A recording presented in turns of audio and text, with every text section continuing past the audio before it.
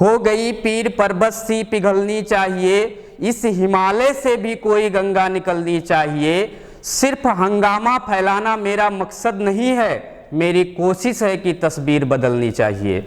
दोस्तों, विज्ञान के प्रति जो एक धुंधली सी तस्वीर आप लोगों के मन में है, आज हम इसी तस्वीर को स्पष्ट करने के लिए और आपके अंदर विज्ञान के प्रति जागरूकता और झुकाव पैदा करने के लिए मैं आ चुका हूं। मैं के मिश्रा कैरियर हियर के मंच पर आप लोगों का बहुत बहुत स्वागत करता हूं।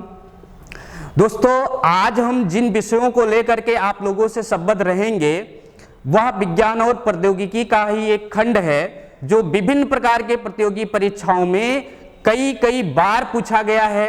तो दोस्तों, सबसे पहले हम देख लेते हैं कि वो कौन से प्रश्न थे जो जिनकी फ्रीक्वेंसी, जिनकी बारंबारता प्रतियोगी परीक्षाओं में बार बार रही है और वो इस चैप्टर के, इस टॉपिक के प्रश्न रहे हैं जो बहुत ही हॉट टॉपिक के अंतर्गत आता है। तो दोस्तों, सबसे पहले हम प्रश्नों को समझेंगे और फिर इस टॉपिक को डिटेल में तार्किक रूप से, निष्कर्षात्मक रूप से समझने की कोशिश करेंगे। तो चलिए सबसे पहले हम इसको समझ लेते हैं। दोस्तों, एक प्रश्न है जो पूछा गया था, जिसमें यह पूछा गया था कि हिग्स बोसॉन क्या है। देखिए, एक प्रश्न पूछा गया कि हिग्स बोसॉन क्या है। हिग्स बोसॉन क्या है। इसी तरह का एक प्रश्न पूछा गया कि द्रव्य निर्माता कौन। द्रव्य निर्माता कौन।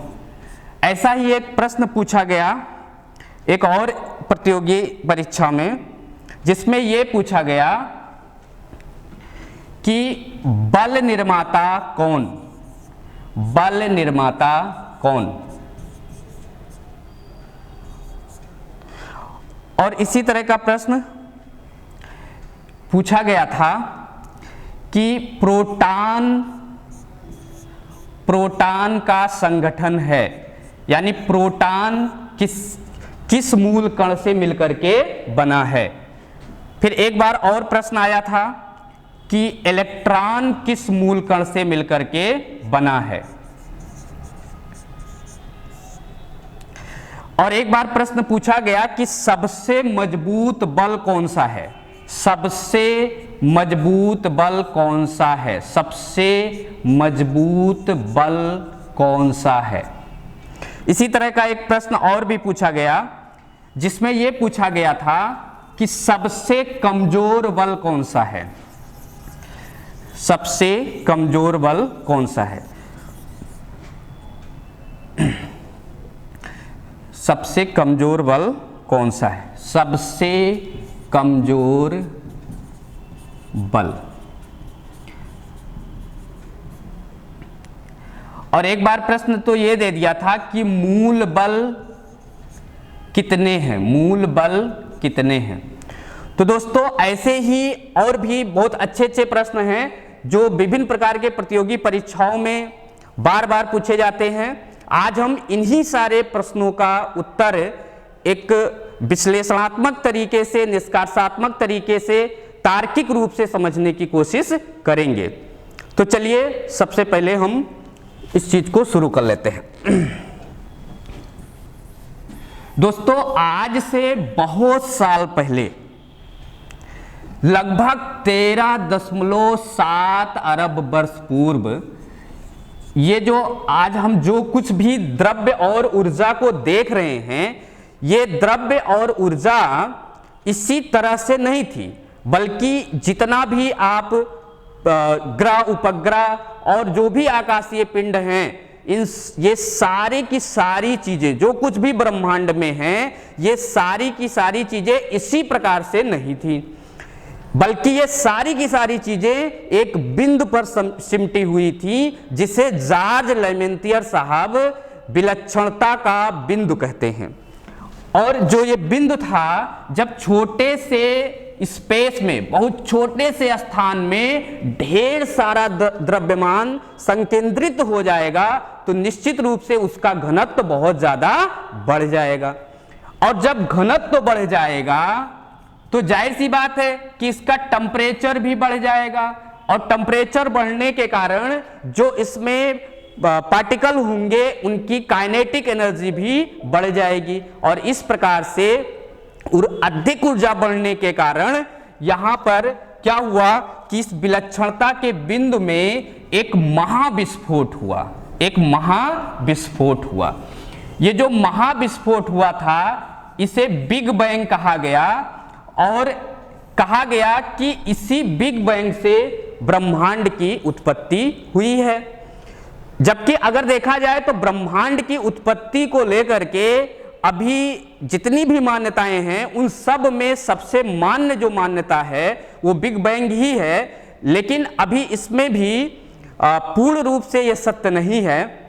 और इसी को बल देने के लिए जो अभी एक प्रैक्टिकल हुआ था जिसकी चर्चा हम आगे करेंगे, सन नामक प्रयोगशाला में इस प्रैक्टिकल को किया गया था 2012 में।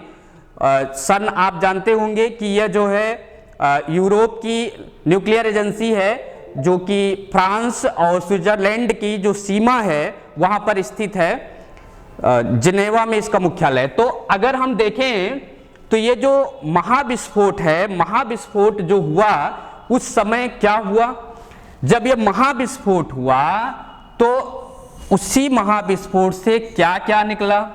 देखिए दोस्तों, जब ये महाविस्फोट हुआ तो उसी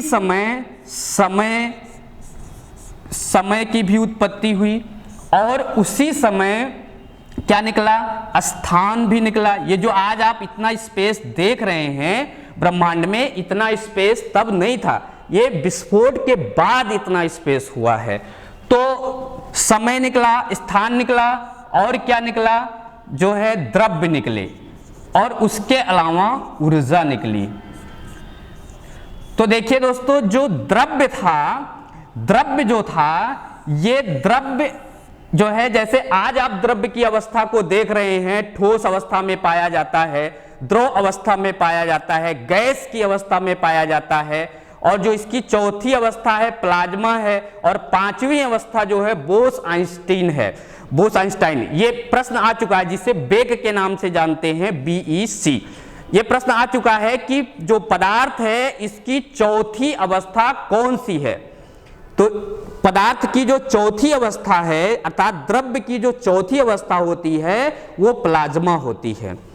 तो दोस्तों, जो द्रव्य था उस समय वो जो है इन पांचों अवस्थाओं में नहीं था, बल्कि ये मूल कण के रूप में था। और ये मूल कण कौन कौन से थे, ये मूल कण जो थे ये 18 प्रकार के थे।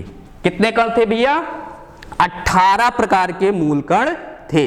जो 18 प्रकार के मूल कण थे इसमें से 12 प्रकार के जो थे वो थे फर्मियान, और 6 प्रकार के इसमें से क्या थे, बोसॉन। 6 प्रकार के क्या हो गए, बोसॉन। 12 प्रकार के क्या थे, फर्मियान थे। 12 प्रकार के तो फर्मियान हो गए, और 6 प्रकार के क्या थे, बोसॉन थे।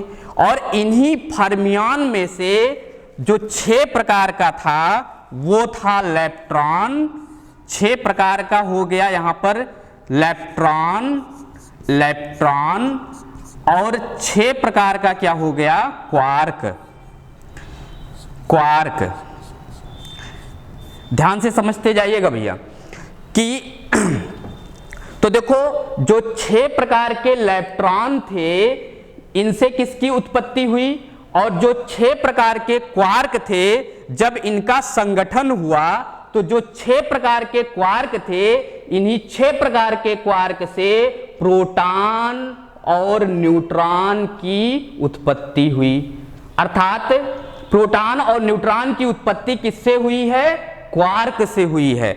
यह प्रश्न एग्जाम में पूछा गया है, कई बार प्रतियोगी परीक्षा में पूछा जा चुका है कि प्रोटॉन की उत्पत्ति जो हुई है वो कैसे हुई है, किससे हुई है, किस मूल कण से हुई है। वैसे दोस्तों अगर देखा जाए तो बहुत सी किताबों में अभी प्रोटॉन, इलेक्ट्रॉन, न्यूट्रॉन को मूल कण माना जाता है। वैसे तो जो डाल्टन साहब थे उन्होंने तो पूरे परमाणु को ही मान लिया था मूल कण, लेकिन बाद में यह पता चला कि इसे भी विभाज्य किया जा सकता है, अर्थात मूल कण वे होते हैं जिन्हें फिर से न तोड़ा जा सके।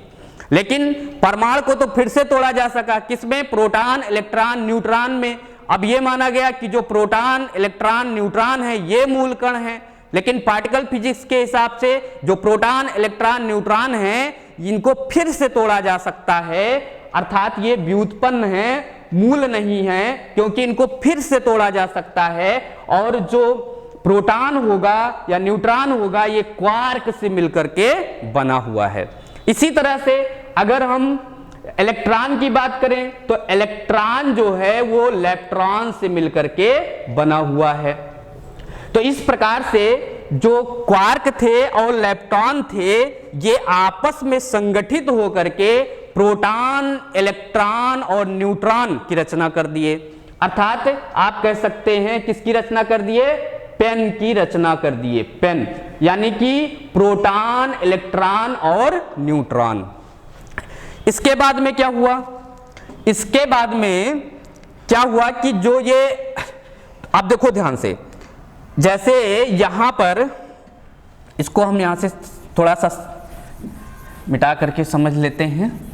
देखो जो प्रोटॉन और इलेक्ट्रॉन थे और न्यूट्रॉन थे ये सब मिल करके क्या बनाएंगे? परमाणु बनाएंगे, और फिर परमाणु आपस में मिल करके क्या बनाएंगे? अणु बनाएंगे, और अणु आपस में मिल करके क्या बनाएंगे? पदार्थ बनाएंगे। और उन्हीं पदार्थों में से कोई पदार्थ छोटा बड़ा होगा, कोई आकाशीय पिंड हो जाएगा, कोई ग्रह, उपग्रह, ये सारी चीजें बन जाएंगी। तो इस प्रकार से पदार्थ की रचना होगी। देखो हमने क्या बताया कि जो प्रोटॉन हैं, देखो प्रोटॉन, इलेक्ट्रॉन और न्यूट्रॉन ये आपस में मिलकर के क्या बना लिए? सबसे पहले तो प्रोटॉन और इसके साथ में न्यूट्रॉन मिला, ये दोनों मिलकर के एक सेमी एटम बनाए, उप परमाणु बनाए, अर्थात सेमी एटम बन गया। बाद में इलेक्ट्रॉन भी इसके चारों तरफ चक्कर लगाने लगा, तो ये हो गया आपका एक परमाणु। और इन्हीं परमाणुओं के आपस में संगठित होने से अणु बन गए। और जो ये अणु थे ये रासायनिक उद्विकास हुआ, इसमें रासायनिक उद्विकास हुआ, जिसके वजह से इसमें कुछ जो अणु थे वो कार्बनिक हो गए और कुछ जो थे वो अकार्बनिक हो गए। अर्थात जिसमें कार्बन मौजूद था वो क्या हो गए? कार्बनिक हो गए, और कुछ ऐसे अणु थे जो अकार्बनिक हो गए। अब देखिए इन्हीं कार्बनिक यौगिकों के मिलने से, इनके संगठित होने से, या इन्हीं कार्बनिक यौगिकों के में उद्विकास होने से क्या हुआ कि सबसे पहले प्रोकैरियोटिक सेल का निर्माण हुआ। प्रोकैरियोटिक सेल का निर्माण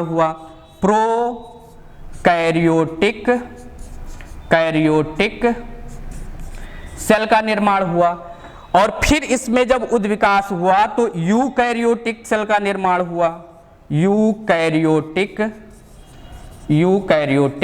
सेल का निर्माण हुआ, और फिर इसी यूकैरियोटिक सेल का में जब विकास हुआ तो फिर क्या हो गई?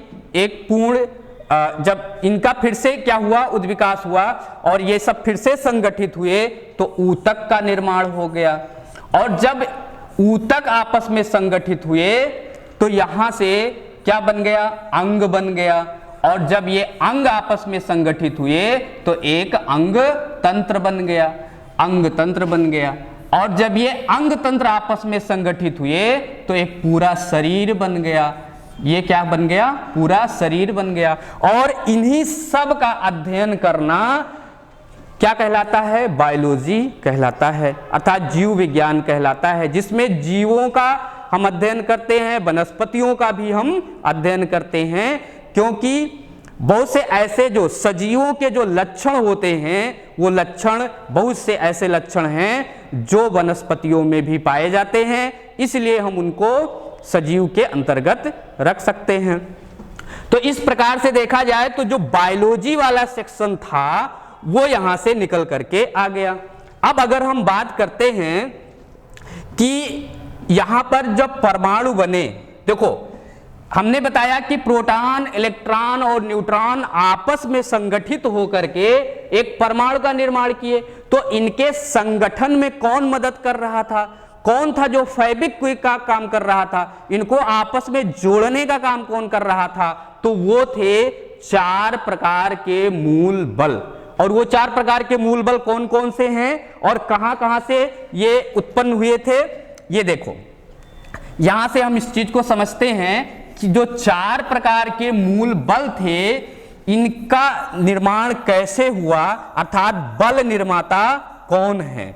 देखो बल निर्माता कौन हुए भैया, बल निर्माता होंगे ये जो 6 प्रकार के बोसॉन थे, इन्हीं 6 प्रकार के बोसॉन में से जो 6 प्रकार के बोसॉन थे, इन्हीं 6 प्रकार के बोसॉन में से जो 6 प्रकार के बोसॉन थे, इन्हीं 6 प्रकार के बोसॉन में से 5 प्रकार का बोसॉन मिल करके 5 प्रकार का जो बोसॉन होगा ये मिल करके 4 प्रकार के मूल बलों को जन्म देगा। अर्थात जो बल निर्माता होंगे वो कौन होंगे, बोसॉन होंगे। ये जो 6 प्रकार के बोसॉन थे, इन्हीं 6 प्रकार के बोसॉन में से 5 प्रकार के बोसॉन मिलकर के 4 प्रकार के मूल बलों को जन्म देंगे। और ये 4 प्रकार के जो मूल बल हैं वो कौन कौन से हैं, एक तो हो जाएगा प्रबल नाभिकीय बल, प्रबल नाभिकीय बल, फिर हो जाएगा विद्युत चुंबकीय बल, विद्युत चुंबकीय बल, और हो जाएगा दुर्बल बल, दुर्बल बल, दुर्बल नाभिकीय बल, और हो जाएगा आपका गुरुत्वाकर्षण बल, गुरुत्वाकर्षण बल। ये जो 4 प्रकार के मूल बल हैं, ये जो 4 प्रकार के बल हैं, ये कैसे बल हैं, मूल बल की श्रेणी में आते हैं।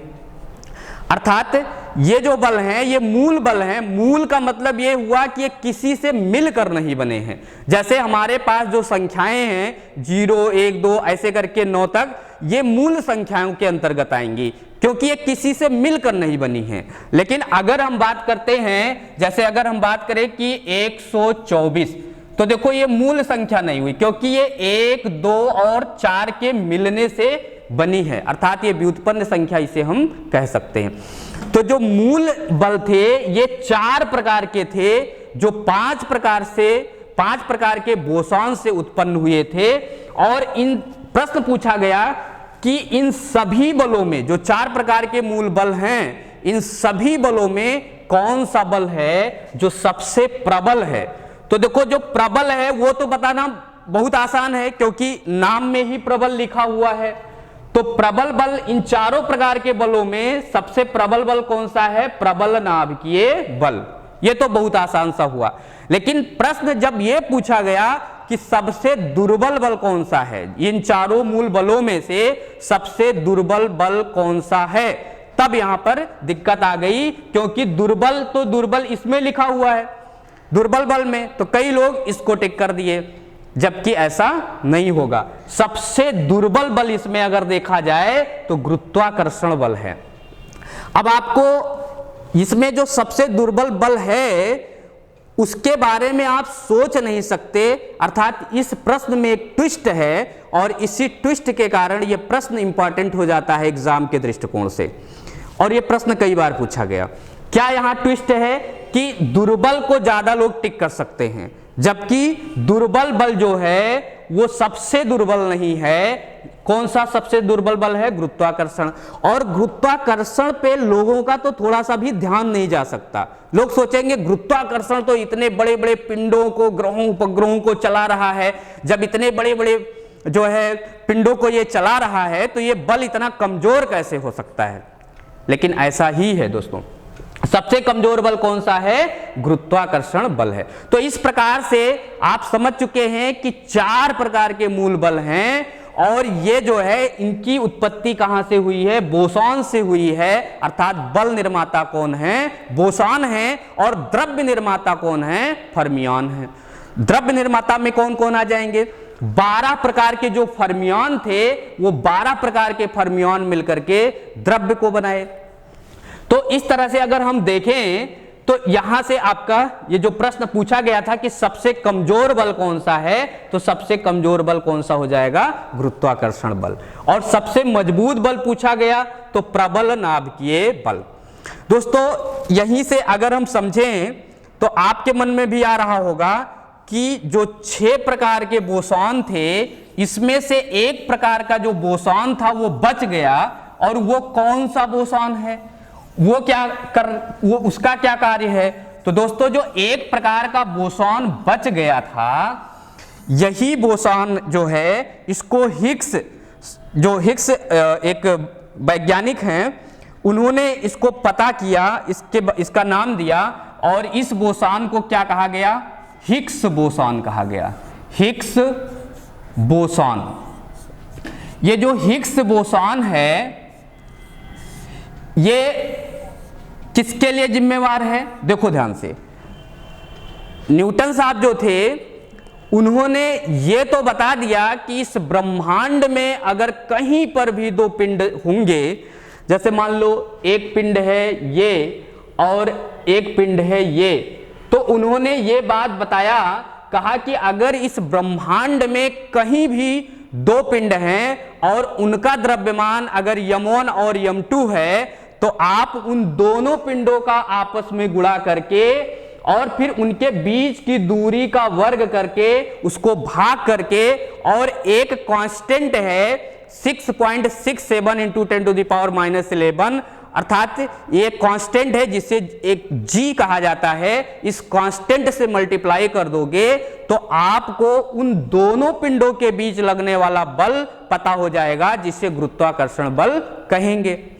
ये चीज तो न्यूटन ने बता दिया, लेकिन ये वो नहीं बता पाए कि ये पिंडों के अंदर जो द्रव्यमान है ये कहां से आता है। पिंड के उन्होंने ये कहा कि मान लो पिंड का द्रव्यमान m1 और m2 हो, लेकिन ये चीज वो नहीं बता पाए कि पिंड के अंदर जो द्रव्यमान है वो द्रव्यमान कहां से आता है। और दोस्तों पिंड के अंदर जो द्रव्यमान होता है उसके लिए जिम्मेवार होता है हिग्स बोसॉन। अर्थात पिंड के अंदर जो द्रव्यमान होता है उस द्रव्यमान के लिए जो जिम्मेवार कण है वो कौन सा है? हिग्स बोसॉन है। तो इस तरह से एक प्रश्न यह भी पूछा गया कि पिंड के अंदर जो द्रव्यमान होता है उसके लिए जिम्मेवार कौन होता है? तो वो कौन होता है? बोसॉन। और बोसॉन में भी कौन सा बोसॉन? Higgs boson. लेकिन अभी ये जो हिग्स बोसॉन है इसकी खोज नहीं हो पाई है, या इस पर जो रिसर्च हैं वो बहुत ज्यादा विकसित रूप में नहीं आए हैं। हुआ ये था कि 2012 में सर्न नामक एक जो जो पार्टिकल फिजिक्स है, इस यहाँ पर ये जो सर्न है ये बहुत बड़ी प्रयोगशाला है। कण भौतिकी के लिए, पार्टिकल फिजिक्स के लिए जो सर्न है वो बहुत बड़ी प्रयोगशाला है, विश्व की सबसे बड़ी प्रयोगशाला है। यहाँ पर LHC भी है, लार्ज हैड्रॉन कोलाइडर मशीनें जो है यहाँ पर हैं। और ये जो सर्न है ये यूरोपीय एजेंसी है, ये जो है फ्रांस और स्विट्जरलैंड की सीमा पर स्थित है। इसका मुख्यालय जो है जिनेवा में है। इसके अगर हम देखें तो 22 जो हैं सदस्य देश हैं और 8 पर्यवेक्षक देश हैं, जिसमें भारत भी 2004 में भारत भी जो है वो सर्न का पर्यवेक्षक देश हो गया था और 2017 में एसोसिएट मेंबर भी भारत हो गया है। तो इस तरह से अगर हम देखें तो सर्न में इस प्रयोगशाला में सर्न के इस प्रयोग को सर्न की प्रयोगशाला में क्या किया गया तो इसमें क्या किया गया था कि जो आज से 13.7 अरब वर्ष पहले जो घटना घटी थी, इसी घटना को क्या किया जा रहा था, दोहराया जा रहा था। वहां पर भी एक बिग बैंग कराने की कोशिश की जा रही थी। उसमें जो है एक सुरंग बनाया गया था, बहुत लंबी सी सुरंग बनाया गया था। सन में जो एक बड़ा सा लैब तैयार किया गया, वहां पर क्या किया गया कि एक लंबी सी सुरंग बनाई गई और इस सुरंग में तमाम जो है इमेज कैप्चरिंग डिवाइसेज, सेंसरी जो मशीनें थी, एडवांस टेक्नोलॉजी से समझो उसको क्या किया गया, सुसज्जित किया गया। उसके अलावा वहां पर एक जो है वहां पर LHC लगाई गई। LHC जो होता है लार्ज हेड्रॉन कोलाइडर, LHC का मतलब है लार्ज हेड्रॉन कोलाइडर। ये क्या करता है कि अब देखो इसमें किया क्या गया था कि जैसे मान लो ये लंबी सी सुरंग है ये, तो इसमें क्या किया गया था कि इस लंबी सी सुरंग में ये जो मशीनें लगाई गई थी, यहाँ सब सेंसरी ऑर्गन्स जो है इंस्ट्रूमेंट्स लगाए गए थे और उसके अलावा इस सुरंग में बीम को क्या किया जा रहा था, गुजारा जा रहा था। इस सुरंग में बीम को क्या किया जा रहा था, गुजारा जा रहा था। तो जहां लार्ज हेड्रॉन कोलाइडर मशीन है, इसका काम होता है बीम को एसिलरेट करना अर्थात त्वरित करना। तो जब ये beam large hadron collider machine में एंट्री करी और यहां पर से जब ये गुजरती थी तो इसकी जो स्पीड होती थी अर्थात जो इसका वेग होता था वो बहुत ज्यादा बढ़ जाता था, अर्थात इसका संवेग बहुत ज्यादा, हर जंक्शन पे इसका संवेग कई गुना बढ़ जाया करता था। जैसे इसमें कई बनाए गए थे जंक्शन ऐसे ऐसे, तो हर जंक्शन पर क्या होता था कि इसका जो संवेग है वो बहुत ज्यादा बढ़ जाता था और जब संवेग बढ़ जाता था इसकी जो ऊर्जा होती थी वो भी बहुत ज्यादा बढ़ जाती थी। उसी तरह से इधर से भी एक बीम छोड़ा गया, इधर से ही बीम छोड़ा गया और ये इसी मान्यता पर आधारित ही था कि जैसे मान लो एक बीम इधर से आएगी एक बीम आएगी, दोनों आपस में ऐसे टकराएंगी और जब ये टकराएंगी तो ये चूर चूर हो जाएंगी, एक बिग बैंग होगा और ये जो है बीम चूर चूर हो जाएंगी जिसमें से तमाम तरह के पार्टिकल निकलेंगे और उन सारे पार्टिकल को कैप्चर कर लिया जाएगा। फिर जो है इस डेटा की एनालिसिस की जाएगी और पता लगाया जाएगा कि इसमें कितने प्रकार के पार्टिकल हैं। तो दोस्तों जब ये प्रैक्टिकल चल रहा था तो पेपर में लगातार कई तरह की जो है बातें छपा करती थी। कोई कहता था कि फिर से ये बिग बैंग होगा, ब्लैक होल होगा, पृथ्वी उसमें समा जाएगी, ऐसी सारी बातें निकला करती थी। लेकिन अगर हम वैज्ञानिक रूप से जो पुष्टि हुआ करती थी उसमें वो हमेशा यही कहते थे कि ऐसा कुछ नहीं होने वाला है, ये एक थोड़ा सा एक प्रयोग है, प्रयोग से इसको एक महाप्रयोग आप कह सकते हो, इससे ज्यादा कुछ नहीं होगा। ऐसा नहीं होना है कि पृथ्वी उसमें फिर से समा जाएगी। और ऐसा हुआ ही, जब ये प्रैक्टिकल हुआ तो ऐसी कोई घटना घटी नहीं। इसमें हुआ क्या कि जब इसमें बीम को छोड़ा गया, बीम आपस में टकराई, टकराने के बाद में जो बीम थी उसके जो जिन भी घटकों से वो मिलकर के बनी थी उसके सारे घटक चूर चूर हो गए और फिर उन सबको कैप्चर किया गया। इमेज कैप्चरिंग डिवाइसेज जो लगी थी उनके द्वारा उनको कैप्चर किया गया। कैप्चर करने के बाद उस सारे डेटा की क्या किया गया, एनालिसिस किया गया और फिर से क्या हुआ कि उसमें जो है 18 प्रकार के कण मिले, जिसमें से 17 प्रकार के वही कण थे जो पहले से ज्ञात हैं, क्योंकि 12 प्रकार के परमियान थे, 6 प्रकार के बोसान थे, जिसमें से 5 प्रकार के बोसान तो हमको पहले से ही ज्ञात हैं। एक प्रकार का बोसान जो उसमें था, माने 18 प्रकार के उसमें जो कण मिले उसमें से 12 तो फर्मियान ही थे और 5 वो बोसान थे जो हमको ज्ञात हैं। एक अतिरिक्त कण मिला था जो कि इन सबसे गुणधर्म में भी क्या था, अलग था, यानी कि और सभी कणों के जो गुणधर्म थे वो इन 17 से मैच खाते थे। एक पार्टिकल उसमें ऐसा मिला था जिसके गुणधर्म, जिसकी प्रॉपर्टी इन 17 से मैच नहीं खाती थी और इसीलिए लोगों ने उत्साहित होकर के कहा कि हिग्स बोसान की खोज हो गई है। जबकि बाद में ये जो है वैज्ञानिक पुष्टि के बाद पता चला कि ऐसा है, ये हिग्स बोसान हो सकता है लेकिन अभी ये अध्ययन का विषय है। लेकिन ये हिग्स बोसॉन ही है, इसकी अभी गारंटी नहीं है। तो अभी इस डेटा का एनालिसिस चल रहा है, इसमें देखो हिग्स बोसॉन जो है इसके पीछे वैज्ञानिक इतना जो है पीछे इसके क्यों पड़े थे, पैरेलल में दो महाप्रयोग हुए, क्यों हुए, और इस तरह से इसमें क्या खास बात है। तो और इसे गार्ड, सबसे बड़ी बात तो यह है कि इसे गार्ड पार्टिकल क्यों कहा जाता है, यह प्रश्न पूछा गया एग्जाम में कि गार्ड पार्टिकल क्या है, इसे भगवान कण या जो है गार्ड पार्टिकल क्यों कहते हैं। तो देखो गार्ड पार्टिकल हिग्स बोसॉन को ही कहते हैं, और क्यों कहते हैं, क्योंकि ब्रह्मांड की उत्पत्ति को लेकर के जितनी गुत्थियां हैं वो सारी गुत्थियां इसकी खोज हो जाने के बाद में सुलझ जाएंगी। इसी वजह से कहा जाता है, जैसे लोग कहते हैं इस ब्रह्मांड की, कोई कहता है किसी में आप जो प्राचीन ग्रंथ हैं उन ग्रंथों में देखोगे तो कोई कहता है कि इस ब्रह्मांड की उत्पत्ति जो है 7 दिनों में हुई, कोई कहता है बहुत सारी धार्मिक मान्यताएं हैं।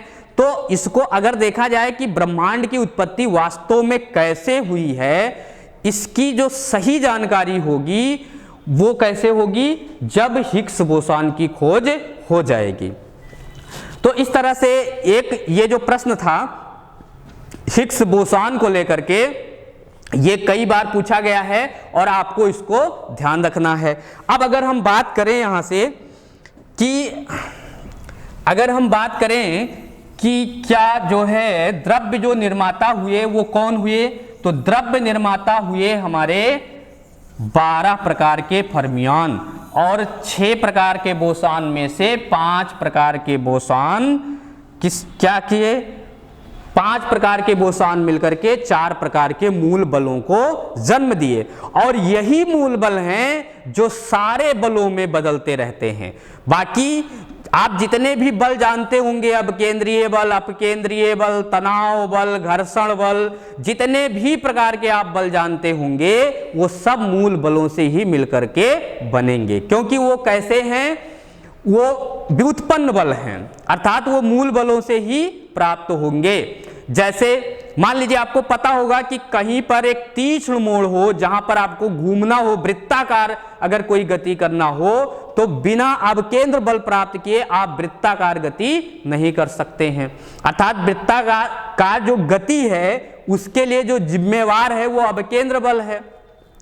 अब वहां पर अवकेंद्र बल जो है वो कहां से उसको प्राप्त होगा, देखो जैसे अगर हम यहां पर देखें तो बाकी जो बल होते हैं वो कैसे बल होते हैं, बाकी बल जो होते हैं वो व्युत्पन्न बल होते हैं। कैसे बल होते हैं, व्युत्पन्न बल होते हैं।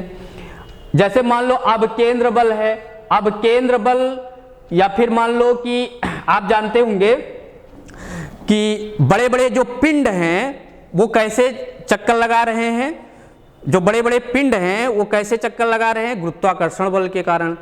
अब जब गुरुत्वाकर्षण बल का उसमें क्या उपयोग है, देखो जब वो चक्कर लगा रहे हैं, गोल गोल घूम रहे हैं, वृत्ताकार पथ पे घूम रहे हैं, तो उनको अवकेंद्रीय बल की भी जरूरत पड़ेगी, और अवकेंद्रीय बल उनको कहां से प्राप्त होगा, यही गुरुत्वाकर्षण बल या जो और भी बल वहां पर मौजूद होंगे वहीं से उनको ये बल प्राप्त हो जाएगा। लेकिन अगर हम अन्य बल की बात करें तो और जो बल हैं वो तो व्युत्पन्न बल हैं, लेकिन जो मूल बल हैं उनको आप कहीं से प्राप्त नहीं कर सकते हैं। तो इस प्रकार से यहां से एक प्रश्न आपका ये भी बनता है। अब अगर हम बात कर लेते हैं, देखिए तो इस तरह से आप समझ गए कि जो प्रोटॉन और इलेक्ट्रॉन और न्यूट्रॉन थे, प्रोटॉन, इलेक्ट्रॉन और न्यूट्रॉन थे, इनसे क्या बन गया, इनसे बना उप परमाणु, और फिर इनसे जो है क्या बन गया, परमाणु, और परमाणु से क्या बन गया, परमाणु में संगठन हुआ तो अणु बने, और अणु में जब संगठन हुआ तो पदार्थ बन गए। अब इन्हीं पदार्थों में कुछ छोटे थे कुछ बड़े थे। अब देखिए जो ये पदार्थ हैं, इस पदार्थ का अगर हमको अध्ययन करना हो तो हम इस पदार्थ का अध्ययन 3 तरीके से कर सकते हैं। हम ये देखेंगे कि ये पदार्थ जो है वो कैसा है, ये जो है इसको तो हम एक हमारा जो दृष्टिकोण होगा वो बायोलॉजी का होगा, अर्थात इस पदार्थ को अगर हमको जानना है तो हम एक जो है अगर हम इसमें देखें, इसका वैज्ञानिक अध्ययन करना चाहें तो हम एक जीव विज्ञान के दृष्टिकोण से समझ सकते हैं इसको कि ये सजीव है कि निर्जीव है, और एक तो हमारा जो दृष्टिकोण होगा वो क्या होगा, फिजिक्स का होगा। इसी को देखने का जो हमारा दृष्टिकोण होगा वो फिजिक्स का होगा। जब हम फिजिक्स के दृष्टिकोण से इसको देखेंगे तो हम इसमें ये देखेंगे कि ये ठोस है कि द्रव है कि गैस है, इसका स्वाद कैसा, इसका रंग कैसा, जिसका आकार कैसा है, यानी फिजिकली ये कैसे एग्जिस्ट कर रहा है, फिजिकली वही हो जाता है आपका फिजिक्स। और इसी तरह से जब हम इसके संगठन की बात करेंगे कि ये जो पदार्थ है ये संगठित हुआ तो इसमें कौन कौन से तत्व मिले हैं, किन किन तत्वों के मिलने से इनका संगठन हुआ है, तो जब इस तरह से हम इसके कंपोजिशन या संगठन की बात करेंगे तो वो हमारा क्या हो जाएगा, केमिस्ट्री हो जाएगा। तो इस तरह से अगर हम देखें तो फिजिक्स क्या है भैया, फिजिक्स क्या है, फिजिक्स जो है ये प्रकृति में, अब देखो जो प्रकृति में घटनाएं घट रही हैं, जितनी भी प्रकृति में घटनाएं घट रही हैं, इन सब घटनाओं के पीछे क्या किसका हाथ है। देखो द्रव्य, ब्रह्मांड में दो ही चीज हैं, एक तो है द्रव्य और एक है ऊर्जा। द्रव्य का ऊर्जा में, ऊर्जा का द्रव्य में क्या होता है, परिवर्तन, E बराबर mc² के हिसाब से द्रव्य का ऊर्जा में और ऊर्जा का द्रव्य में परिवर्तन होता है।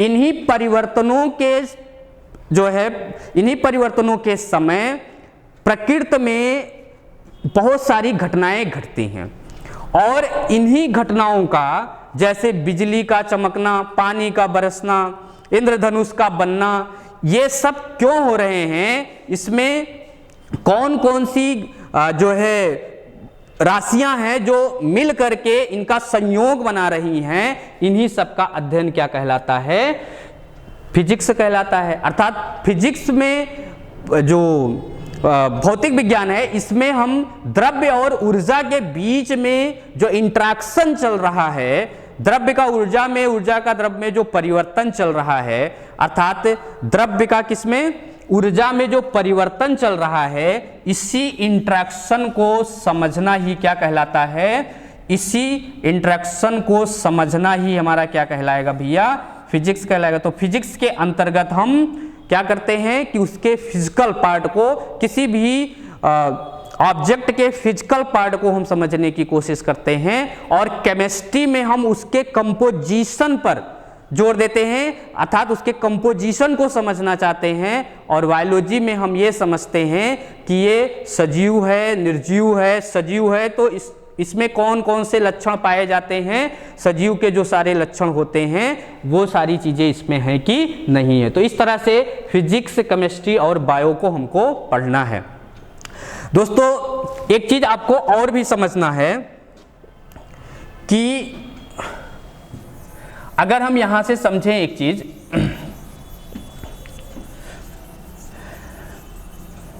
देखो जैसे मान लीजिए अगर हम बात करें फिजिक्स की, तो फिजिक्स में देखो जैसे किसी भी विषय को पढ़ने के लिए पहले उसकी सबसे छोटी इकाई डेवलप करनी पड़ती है, किसी भी सब्जेक्ट को पढ़ने के लिए। जैसे मान लो